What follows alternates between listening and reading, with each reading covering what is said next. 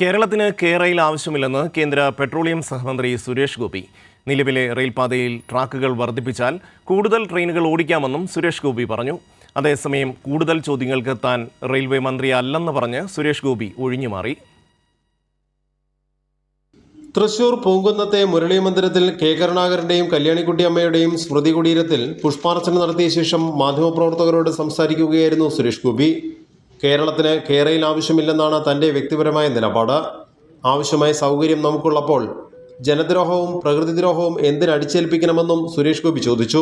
വ്യക്തി എന്ന നിലയ്ക്ക് ആവശ്യമേ അല്ല എന്ന് തന്നെയാണ് എൻ്റെ പക്ഷം.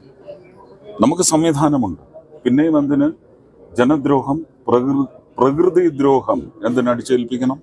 അതേസമയം നിലവിലെ റെയിൽപാതയിലെ ട്രാക്കുകൾ വർദ്ധിപ്പിച്ചാൽ കൂടുതൽ ട്രെയിനുകൾ ഓടിക്കാമെന്നും സുരേഷ് ഗോപി പറഞ്ഞു. വേണമെങ്കിൽ 2 റെയിൽവേ ട്രാക്കുകൾ കൂടി ഇപ്പോഴത്തെ റെയിൽവേ സംവിധാനത്തിൽ കൊണ്ടുവരാൻ കഴിയുമെന്നും അദ്ദേഹം പറഞ്ഞു.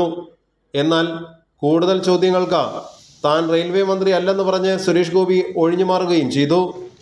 കൈരളി ന്യൂസ്, തൃശൂർ.